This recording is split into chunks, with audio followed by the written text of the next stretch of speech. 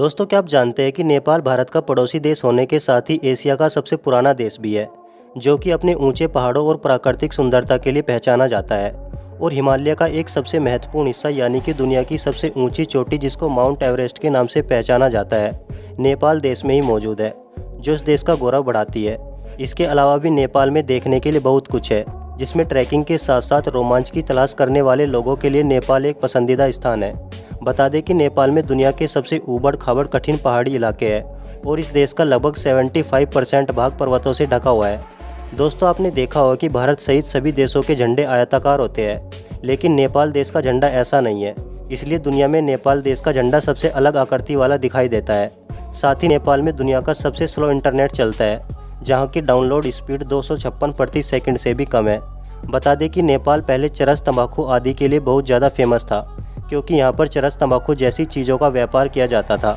लेकिन अगर वहीं बात अब की जाए तो यहाँ पर चरस, तंबाकू को खरीदना और बेचना और इस्तेमाल करना गैरकानूनी माना जाता है। नेपाल एक हिंदू राष्ट्र है, जहाँ की कुल जनसंख्या में से 81.3% हिंदू है, जिसमें भगवान बुद्ध के प्रति ज़बरदस्त श्रद्धा की भावना देखी जा सकती है।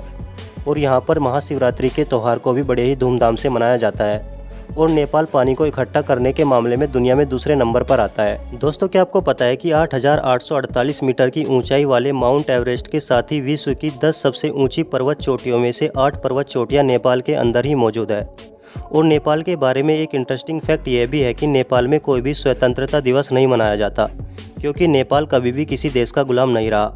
दोस्तों, जैसे कि हमारे भारत में एक सप्ताह के अंदर रविवार को अवकाश रहता है, ठीक वैसे ही नेपाल में यह अवकाश रविवार को न होकर शनिवार के दिन मनाया जाता है। और श्री राम की धर्मपत्नी सीता माता का जन्म स्थल मिथिला भी नेपाल में ही है, और वहाँ पर सीता माता जन्म स्थल में एक विशाल सीता का मंदिर भी बना हुआ है। बता दें कि नेपाल में खाना खाने के लिए उल्टे हाथ का प्रयोग नहीं किया जाता, क्योंकि उल्टे हाथ से खाना खाने को वहाँ पर एक अपशगुन के रूप में देखा जाता है।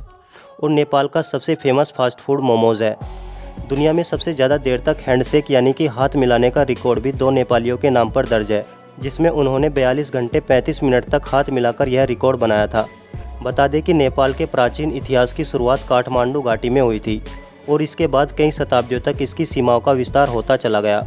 वहीं नेपाल के पड़ोसी देशों में भारत और चीन का समावेश है, जो इसे सांस्कृतिक मिश्रण वाला देश बनाता है। और नेपाल एक शांति प्रिय देश है, जिसमें कभी भी जाति और धर्म को लेकर कभी भी दंगे नहीं हुए।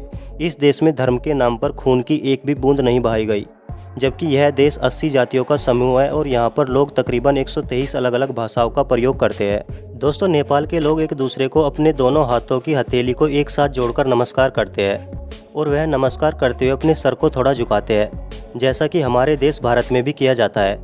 आपकी जानकारी के लिए बता दें कि दोनों हाथों को जोड़कर नमस्ते का अर्थ यह होता है कि मैं आपके अंदर समाहित भगवान को नमस्कार करता हूँ। साथ ही नेपाल की आधे से ज़्यादा जनसंख्या प्रतिदिन $1 से भी कम पैसों में गुजारा करती है। देखा जाए तो दुनिया के सबसे गरीबी वाले देशों में नेपाल की भी गिनती की जाती है। नेपाल एक ऐसा देश है जहाँ पर राष्ट्रीय एयरलाइन में एशिया के बाहर जाने वाले प्लेन की बहुत ज़्यादा कमी है, जिस वजह से नेपाल से हवाई यात्रा करना बहुत ज़्यादा महंगा पड़ता है। शायद ही आप जानते हो, लेकिन भारतीय नागरिक बिना वीज़ा के नेपाल जा सकते हैं, और इसी तरह से नेपाली नागरिक भी बिना किसी वीज़ा के भारत में घूम सकते हैं। साथ ही नेपाल में इंडियन करेंसी को स्वीकार भी किया जाता है, लेकिन भारत के 500 के नोट नेपाल में नहीं चलते हैं।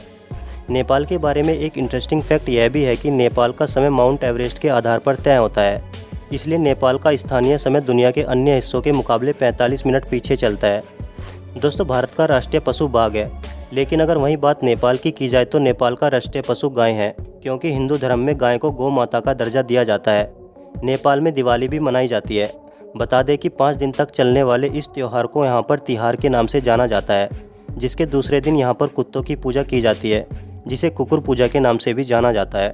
दोस्तों, नेपाल का झंडा 2 त्रिभुजों के आकार में दिखाई देता है, जिसके ऊपरी त्रिकोण में चंद्रमा की फोटो है, जबकि निचले त्रिकोण में हिंदू धर्म और बौद्ध धर्म के 2 प्रमुख धर्म का प्रतिनिधित्व करने वाला सूर्य का फोटो है। हालांकि इस झंडे को 1962 में स्थापित किया गया था, लेकिन बताया जाता है कि इसका डिज़ाइन तकरीबन 2000 साल पुराना है। और आपको बता दें कि नेपाल का यह झंडा हिमालय का भी प्रतिनिधित्व करता है।